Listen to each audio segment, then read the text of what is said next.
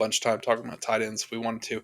Um, I think that Harris has an opportunity to be fantasy impactful year one. We saw what Ladd did this past year. Ladd's a fantastic player.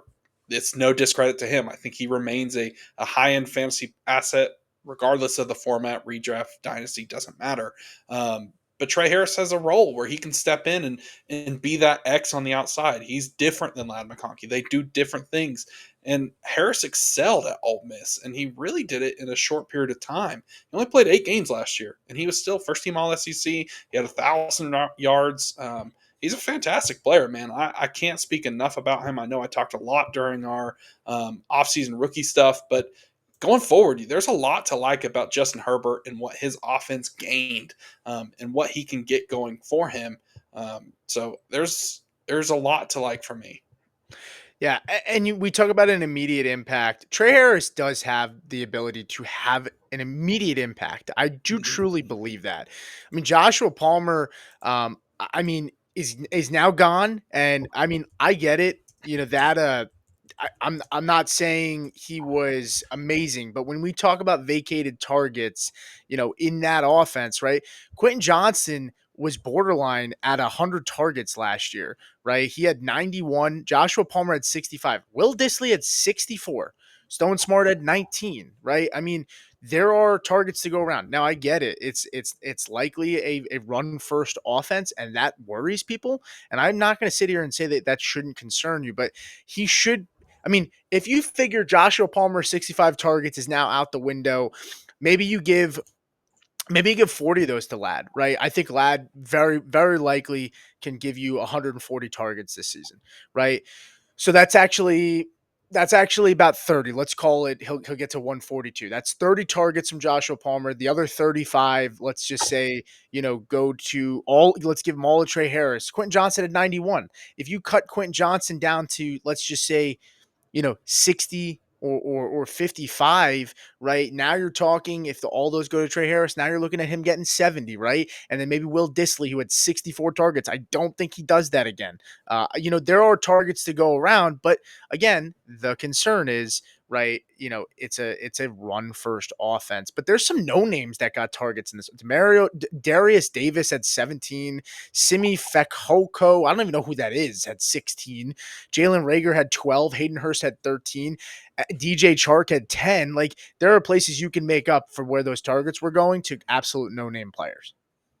Well, the other thing too that we're not mentioning is that this is the best receiving core Herbert has had since 2021 when it was Yes. Mike Williams and Keenan Allen. He was quarterback 2 that year. He Yes. threw for 5,000 yards, so he had 38 touchdowns. This past season he had only 3,800 yards, almost 3,900, 23 touchdowns. I think he can improve on that a little bit, but like I said, I think Harris is a major upgrade for this team. Yeah, they want to run the ball. Jim Harbaugh's going to establish the run. They're going to play good defense, but it also was the Ladd McConkey show last year, and now they've added a guy that can stretch the field as a fantastic route runner. And by the way, when he gets in space, he can make a play. We saw QJ, that experience didn't necessarily work. Lots of drops, lots of inconsistency. They drafted Tre Harris for a reason. And I think, like I said, he steps into an immediate role. He's going to be fantasy impactful. I can't speak enough about Tre Harris. Yep, I agree.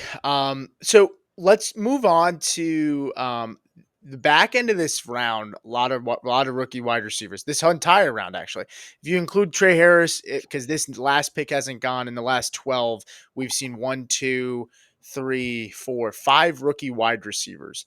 I think this is kind of the sweet spot where you start taking chances on them. Um, Christian Kirk's still on the board. Jaden Higgins goes before him. Now, Christian Kirk's role is going to be more in that slot where Jaden Higgins is probably going to be on the other side of Nico. But interesting here, if there's a wide receiver in this range between Jaden Higgins, Kyle Williams, Jack Besh, let's even lump Tre Harris and Igbuka. Is this how you see it shaping out in terms of what you prefer? Do you prefer Tre Harris over all of them and Igbuka, or what's your preference? Yeah, I'm going to go Tre Harris over all of them. Okay. Um, Ibuka, that one's tough because I believe in the player. My dynasty mind is turned on of don't worry about it, don't worry about it. But I'm not sure I can really follow through with that. The name that I would say next is it's either going to be Kyle Williams or Jack Besh. And I don't know if Mm. that's crazy to say.